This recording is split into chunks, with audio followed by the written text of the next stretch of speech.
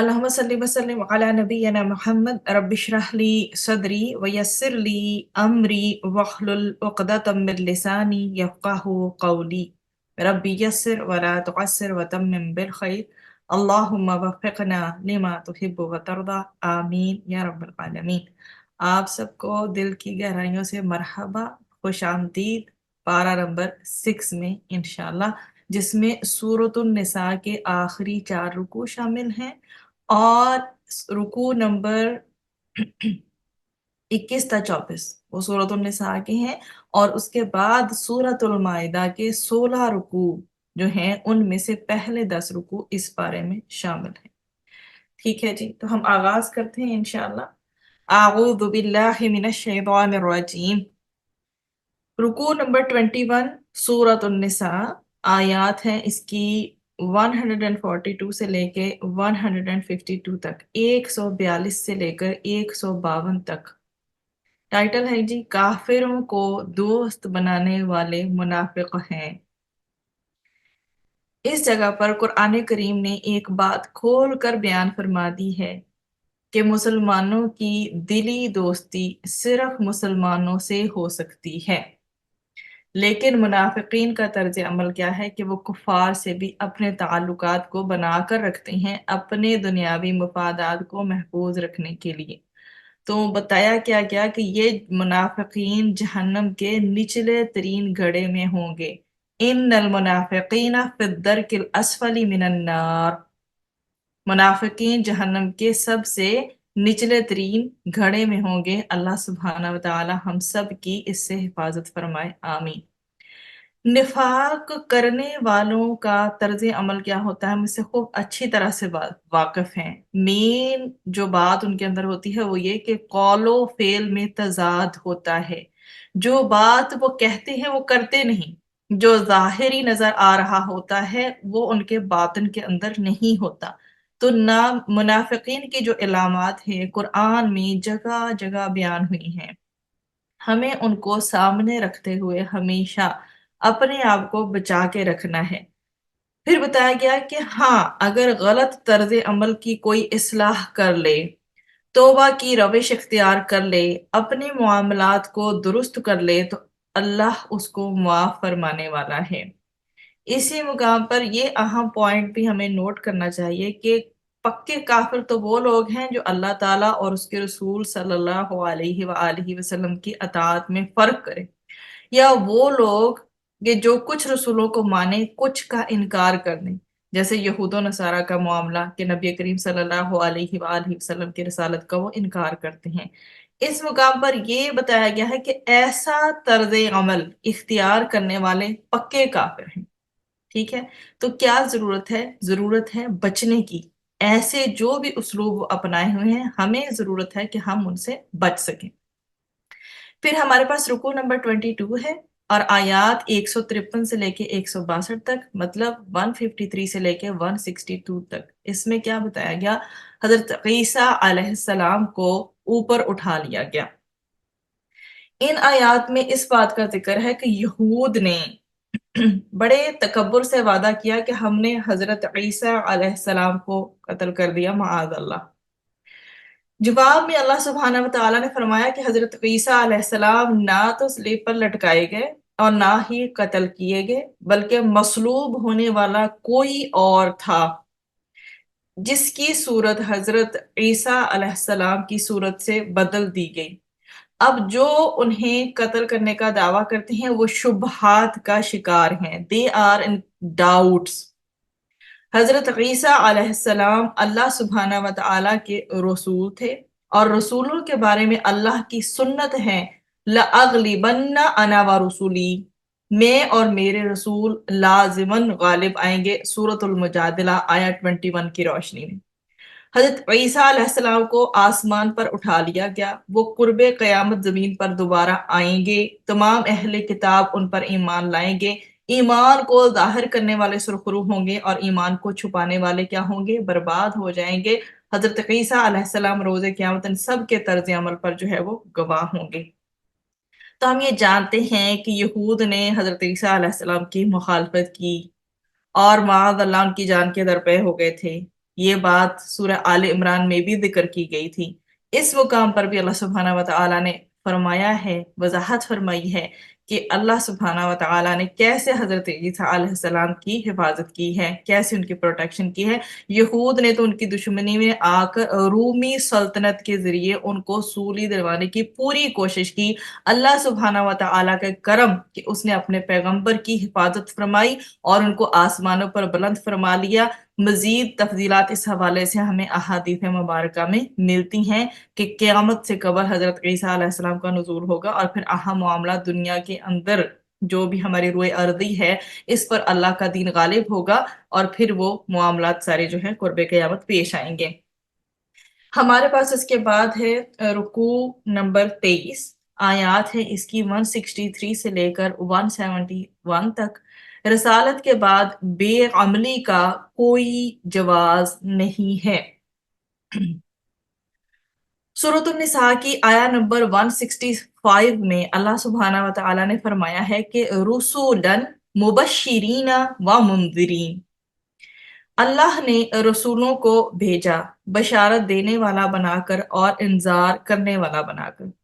جو اطاعت قبول کرے ان کے لیے خوشخبری ہے جنت کی، اور جو اطاعت سے انکار کرے ان کے لیے ڈراوا ہے جہنم کا۔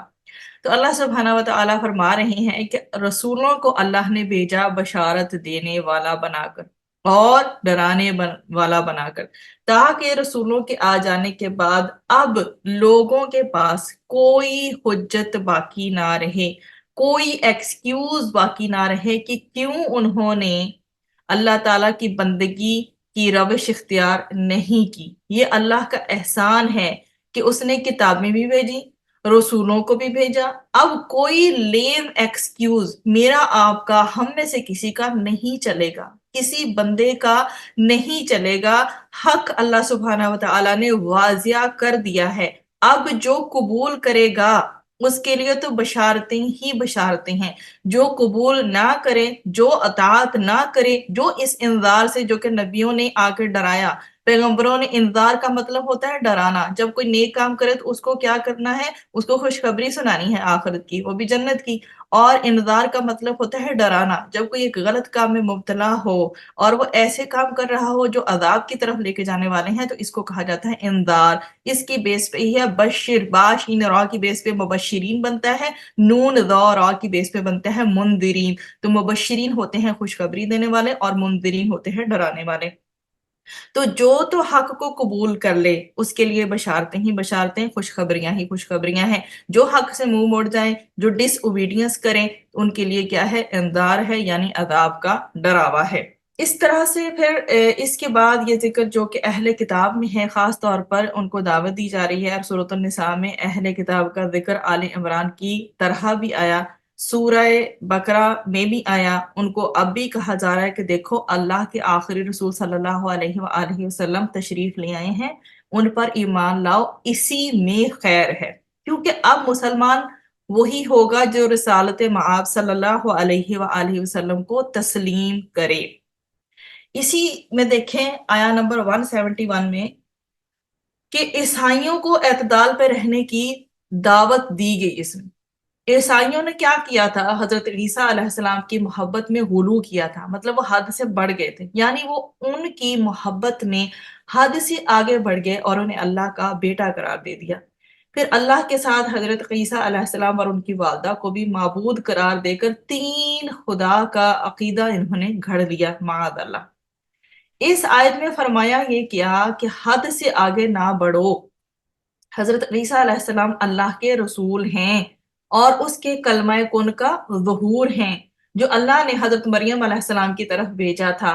اس کلمہ کن نے وہ کردار ادا کیا جو بچے کی پیدائش میں والد کی طرف سے ہوتا ہے، اور اللہ کیا ہے؟ اللہ معبود واحد ہے، اس کی کوئی اولاد نہیں ہے۔ عیسائیوں کی خیر اسی میں ہے کہ گمراہ کے ان تصورات سے باز آ جائیں اور توحید خالص اختیار کر لیں اور نبی کریم صلی اللہ علیہ وآلہ وسلم کو آخری نبی مانیں۔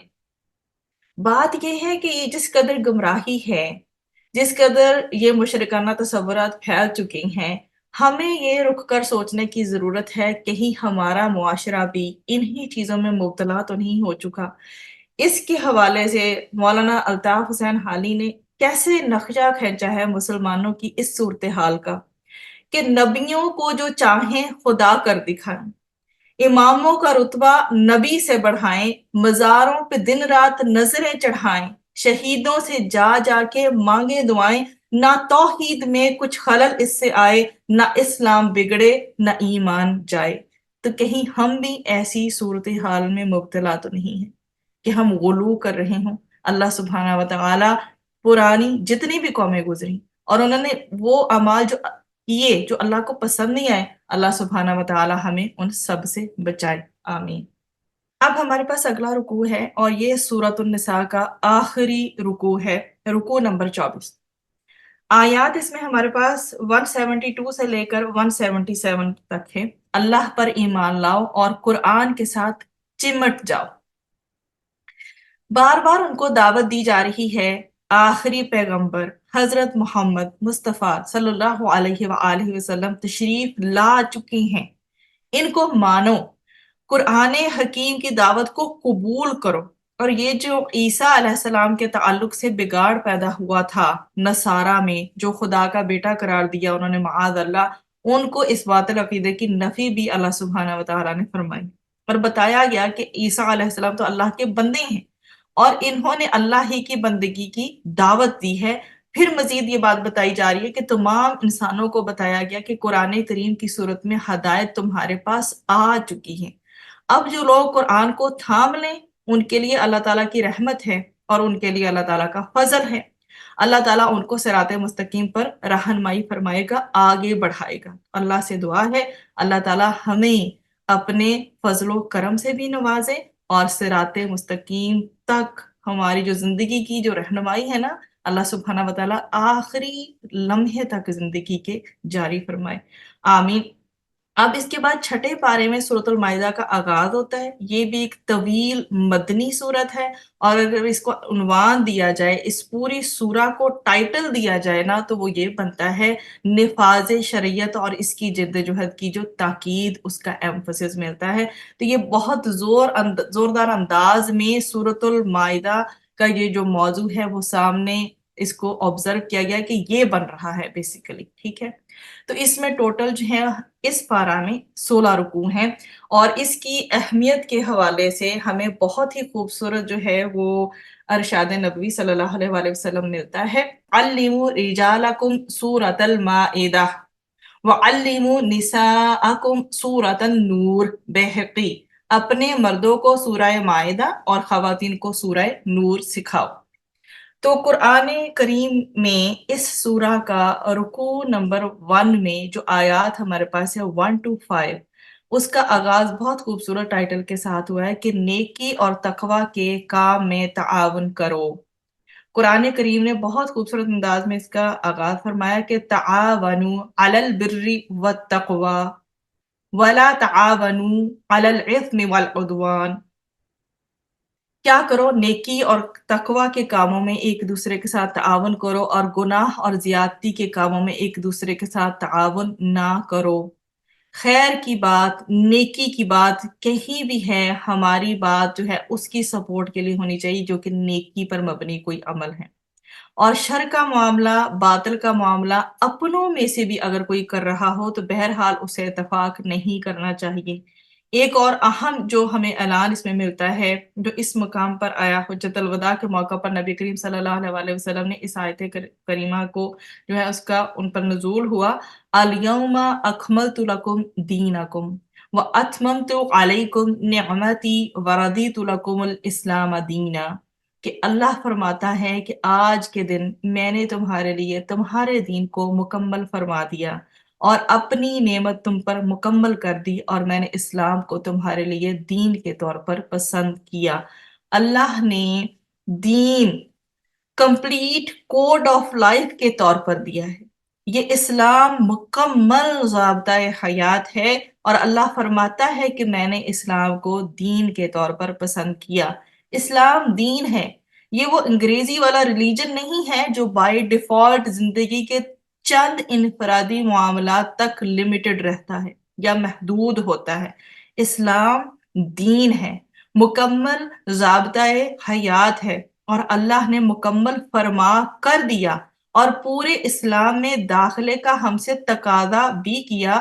ریفرنس موجود ہے جو ہم سورۃ البقرہ آیا نمبر 208 میں پڑھ کے آ چکے ہیں۔ فِسْتِلْمِ کافہ، کیا کرو؟ دین میں پورے کے پورے داخل ہو جاؤ۔ پھر رکوع نمبر 2 ہے ہمارے سامنے، اس میں ہے عدل کرو، یہی تقوی کے زیادہ قریب ہے۔ آیات ہے ہمارے پاس 6 سے لے کر اس میں 11 تک۔ اسلام کی تعلیمات یا ٹیچنگز کا جو کیچنگ ورڈ ہے وہ ہے عدل، مطلب جسٹس۔ رسولوں کو بھی اللہ سبحانہ و تعالیٰ نے عدل کے نفاذ کے لیے بھیجا۔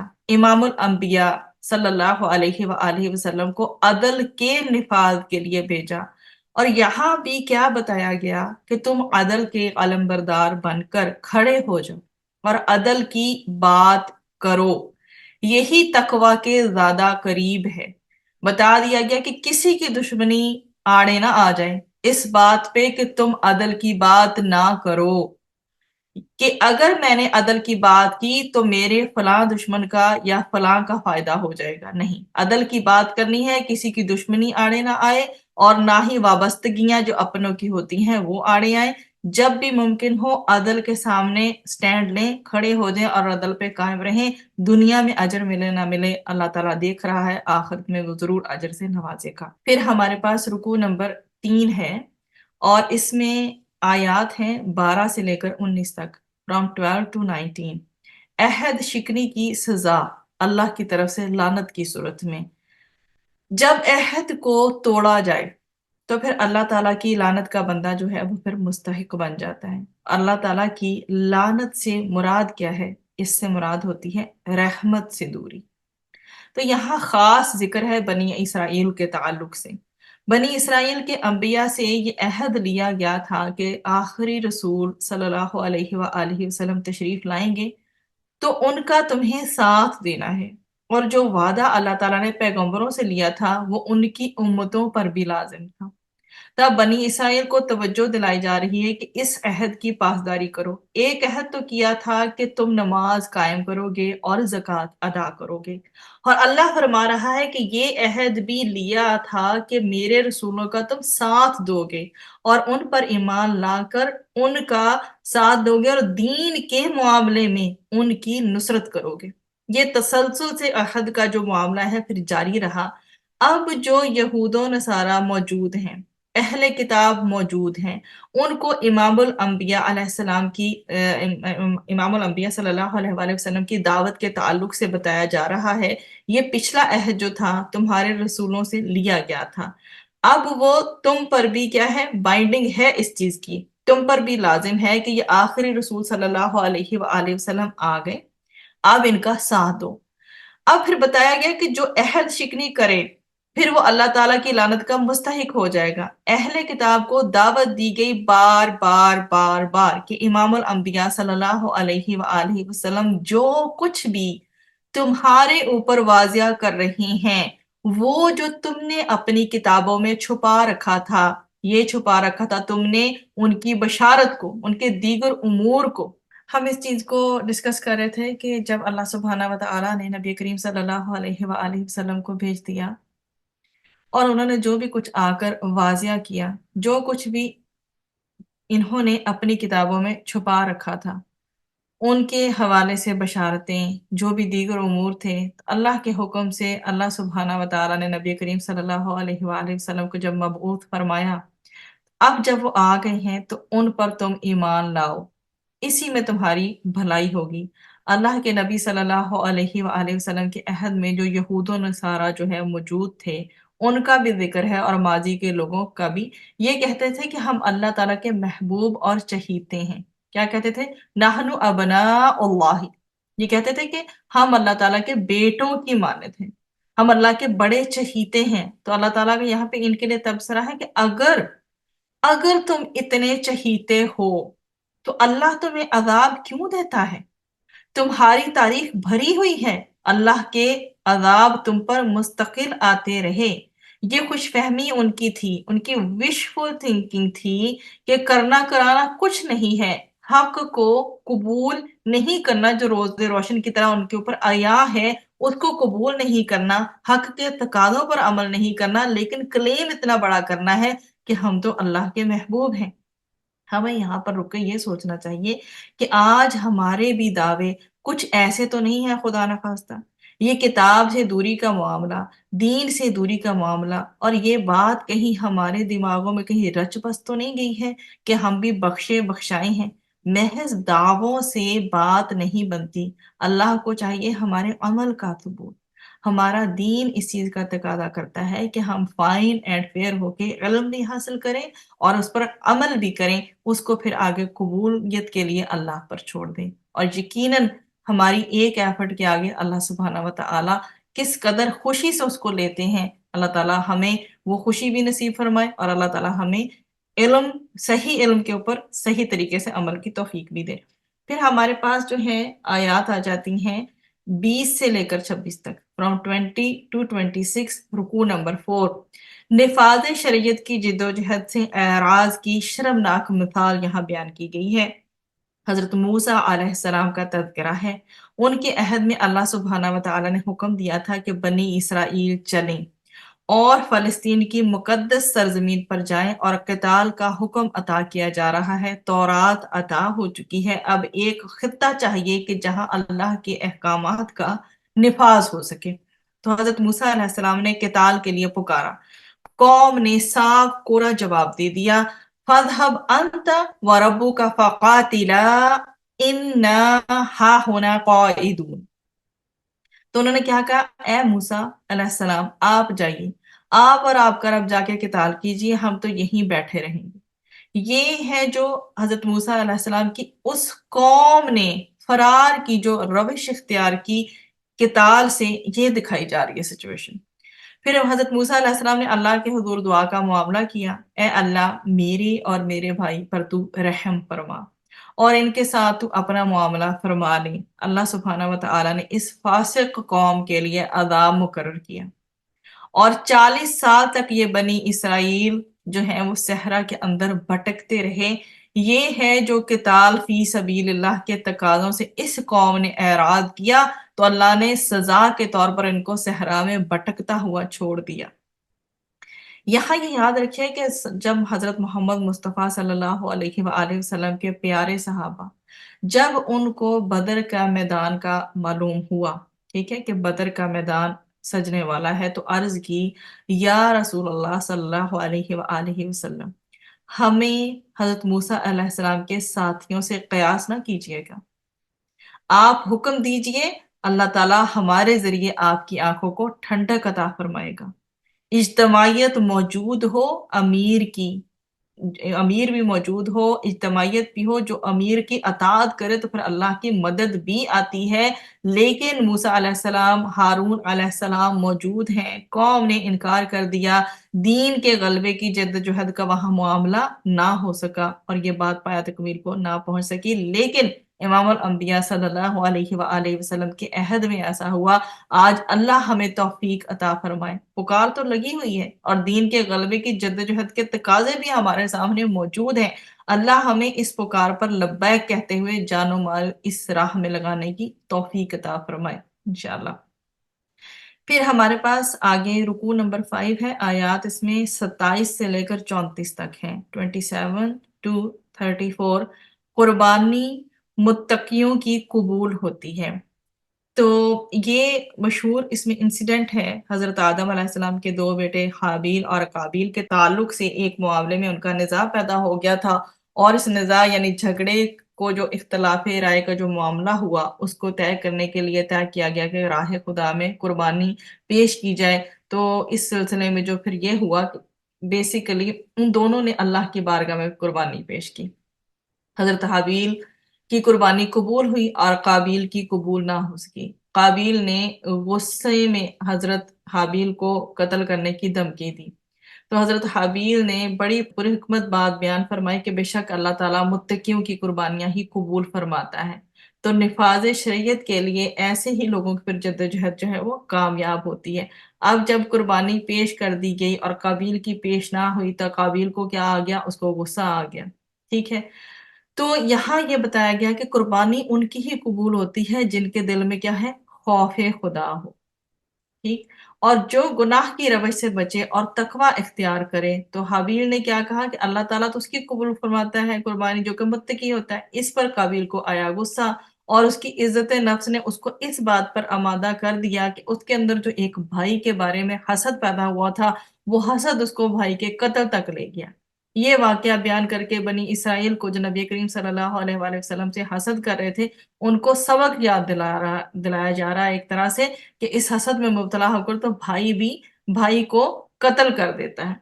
तो हुआ यह था कि हजरत हाबील ने काबिल को कत्ले नाहक जैसे बदतरीन जुर्म से रोकने के लिए बहुत उम्दा उम्दा किस्म का वादो नसीहत भी किया, कि फरमाया कि अगर तुम मुझे कत्ल करने की कोशिश करोगे तो मैं हरगिज रद्द अमल के तौर पर तुम्हें कत्ल करने के लिए हाथ नहीं बढ़ाऊंगा। मैं अल्लाह से डरता हूँ।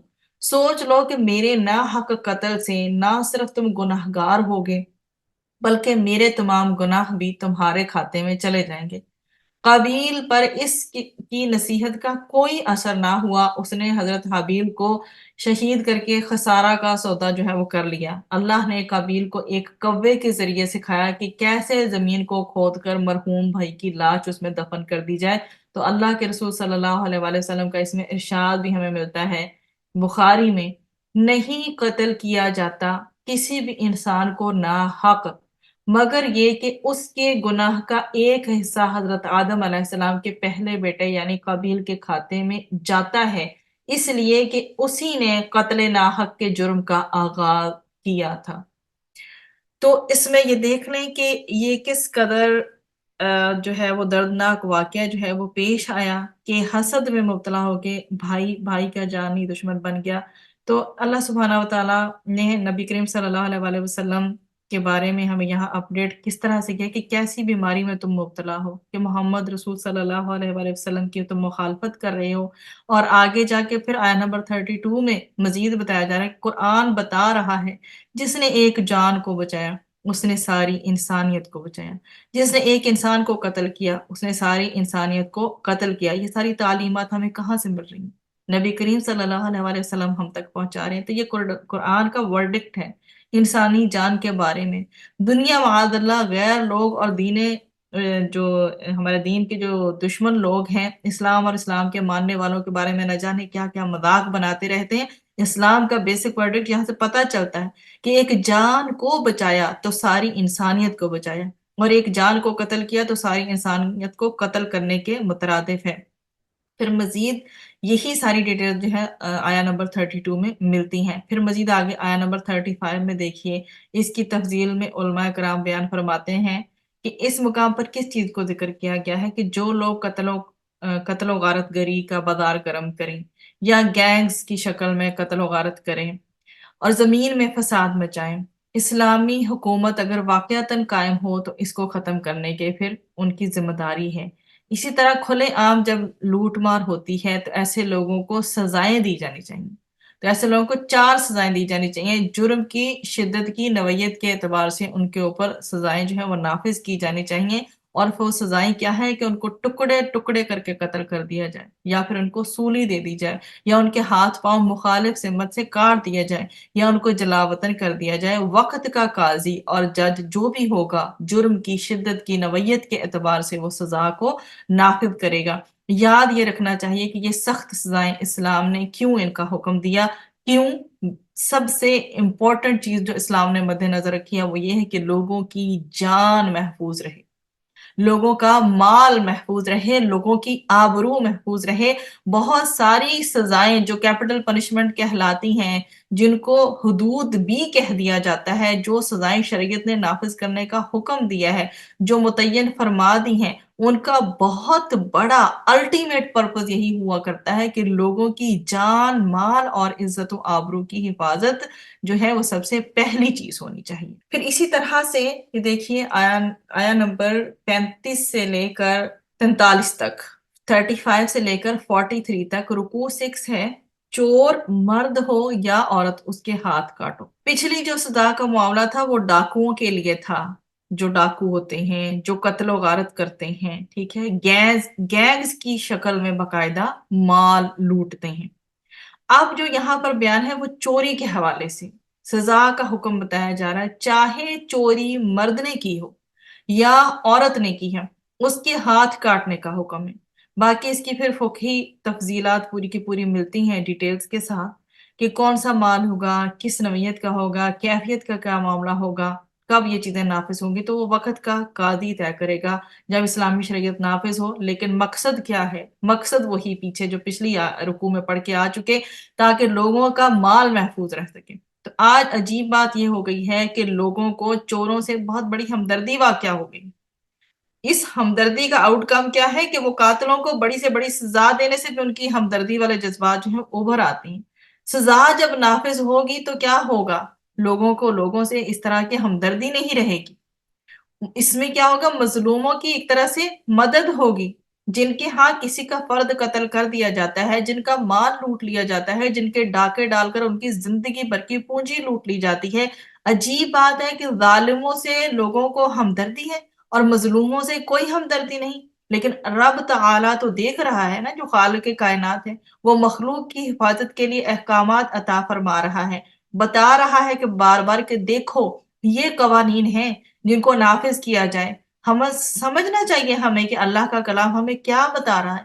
یہ صرف پڑھنے پڑھانے کے لیے نہیں ہے، صرف ثواب کے لیے نہیں ہے، صرف حسن قرآت کے لیے نہیں ہے، یہ صرف گھروں میں یا طاقوں میں سجا دینے کے لیے نہیں ہے۔ یہ چاہتا ہم سے کیا ہے کہ اس کی تلاوت بھی ہو، ثواب بھی لیا جائے، مگر اس کے احکامات کا نفاذ بھی ہونا چاہیے۔ تب ہی ہم معاشرے میں بینگ اے مسلم ایک پرسکون زندگی سر اٹھا کر جی سکیں گے۔ پھر رکو نمبر 7 ہے ہمارے پاس، آیات اس کی ہیں 44 سے لے کر 50 تک۔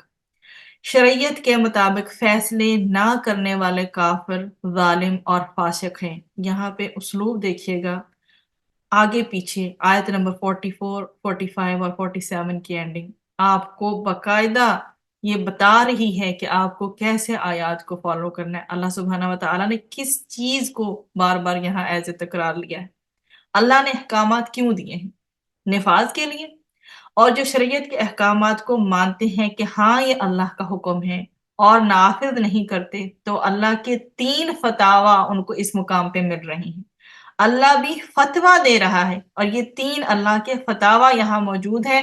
آیا نمبر 44 کا اینڈ ذرا دیکھیے، اس آیت کو دیکھیے۔ مَن لَّمْ يَحْكُم بِمَا أَنزَلَ اللَّهُ فَأُولَٰئِكَ هُمُ الْكَافِرُونَ۔ آگے بڑھیے، آیا نمبر 45 کو دیکھیے۔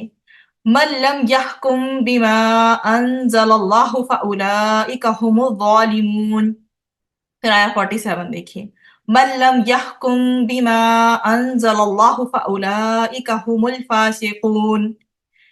جو لوگ اللہ تعالیٰ کے نازل کردہ کلام کے مطابق فیصلے نہیں کرتے، وہ تو پھر عملاً کفر کر رہے ہیں، وہی تو پھر ظالم یعنی مشرک ہیں، وہی تو پھر فاسق یعنی گناہگار ہیں۔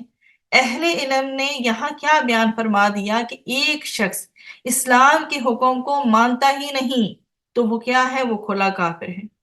ایک وہ ہے جو مانتا تو ہے، عمل نہیں کر رہا، نفاذ نہیں کر رہا، تو یہ عملاً کفر کر رہا ہے، عملاً ظلم یعنی شرک کر رہا ہے، اور عملاً فسق و فجور کے اندر مبتلا ہے۔ اللہ تعالیٰ ہمارے حال پر رحم فرمائے۔ ہمارا یہ 5.5 فٹ کا وجود، اس پر ہمارا اختیار ہے۔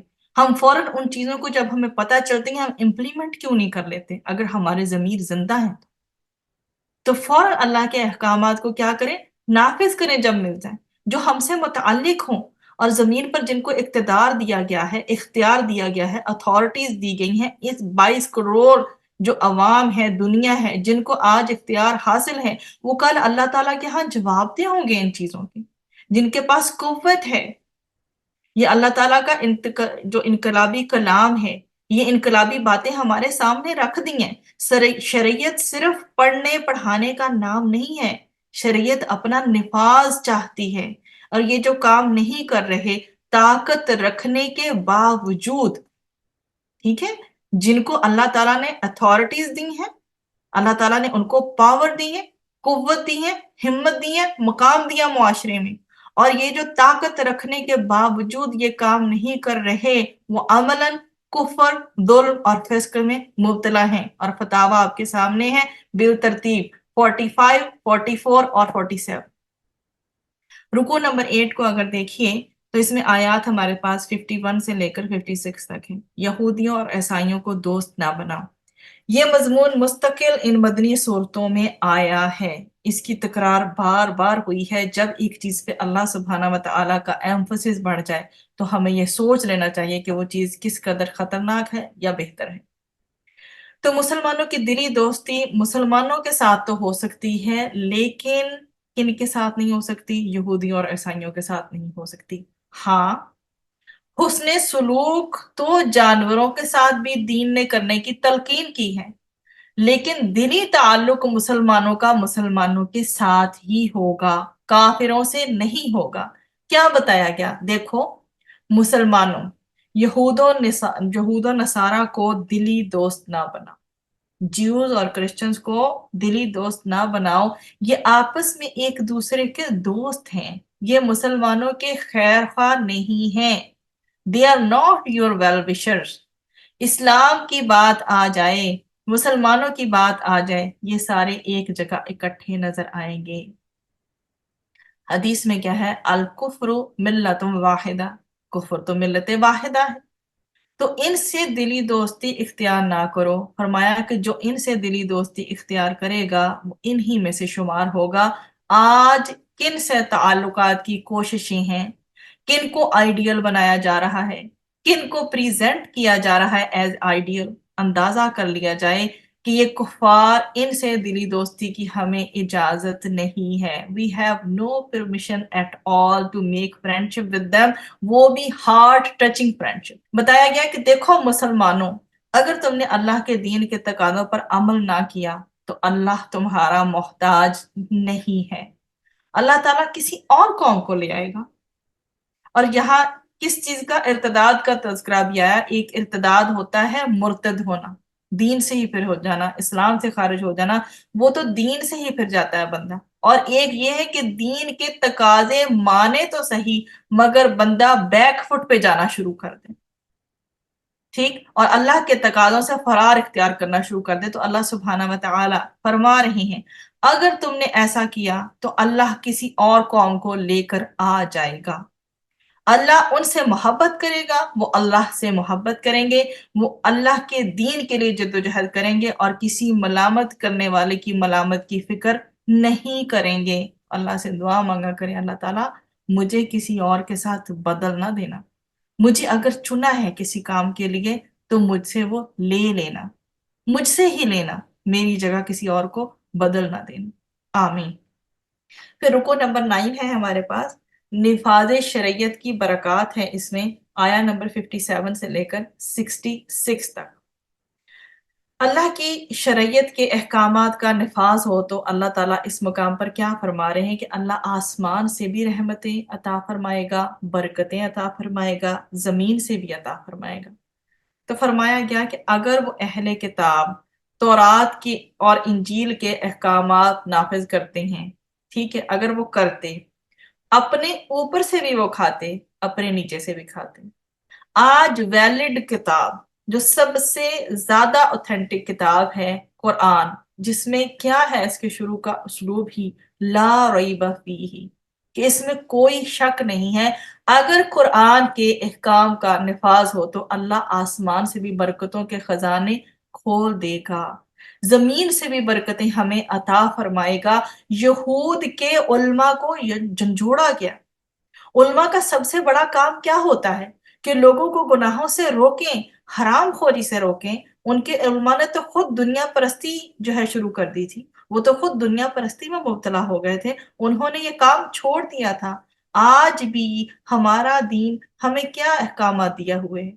ہمارے جو علماء کرام ہیں، علماء امت ہیں، ان کی ذمہ داری کیا ہے؟ امر بالمعروف و نہی عن المنکر، ٹھیک ہے، امر بالمعروف کا فریضہ وہ انجام دیں اور نہیں عن المنکر، گناہوں سے روکنا، بدی سے روکنا، یہ اہم ترین ذمہ داری ہے علماء کی جو ان کو ادا کرنی چاہیے۔ اللہ تعالیٰ ان کو بھی توفیق دے کہ وہ بہترین طریقے سے، احسن طریقے سے، جیسے نبی کریم صلی اللہ علیہ وآلہ وسلم نے ایک انقلابی جماعت تیار کی تھی نا، علماء کرام جتنے بھی دنیا میں ہیں، اللہ سبحانہ وتعالیٰ ان کو توفیق دے کہ وہ آگے آئیں میدان میں، اس کے لیے کریں کام، تاکہ جو آج مسلمان کمزور پڑے ہوئے ہیں نا، پھر دوبارہ سے آنکھیں اٹھانے کے دوبارہ سے فخر کے ساتھ جینے کے قابل ہو سکیں، اور ان کے اندر سے وہ بزدلی جو ان کی ہوا اکھڑ گئی ہے وہ دوبارہ سے مضبوط ہو سکیں۔ رکوع نمبر 10 ہے، آیات 67 سے لے کر 77 تک ہیں، شرک کرنے والے پر جنت حرام ہے۔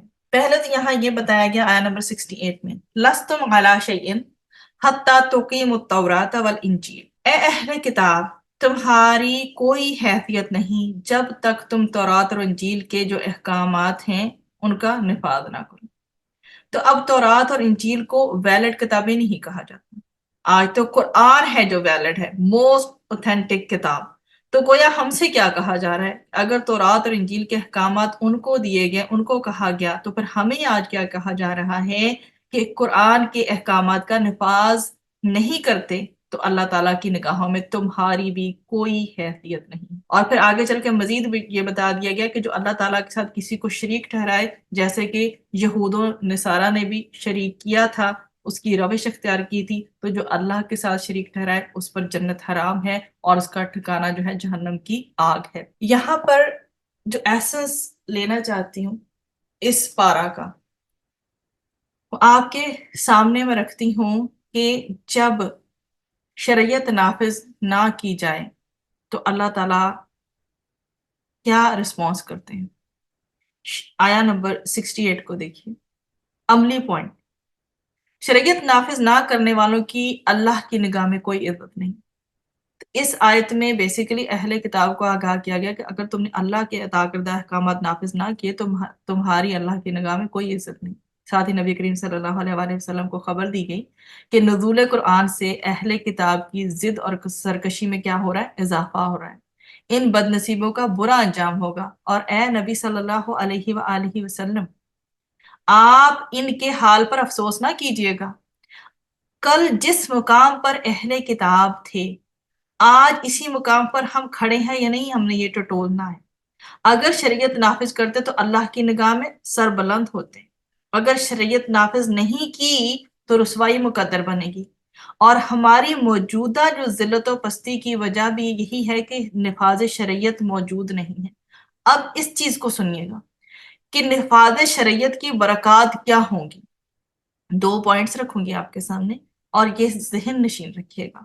نمبر 1، جب نفاذ ہوگا شریعت کا، آخرت کے اعتبار سے اللہ سبحانہ و تعالی خطائیں معاف فرما دے گا اور نعمتوں والی جنت میں داخل فرمائے گا۔ یہ پہلا پوائنٹ۔ دوسرا پوائنٹ کیا؟ دنیا کے اعتبار سے آسمان سے رحمت کی بارشیں نازل ہوں گی اور زمین سے رزق کے خزانے پیدا ہوں گے۔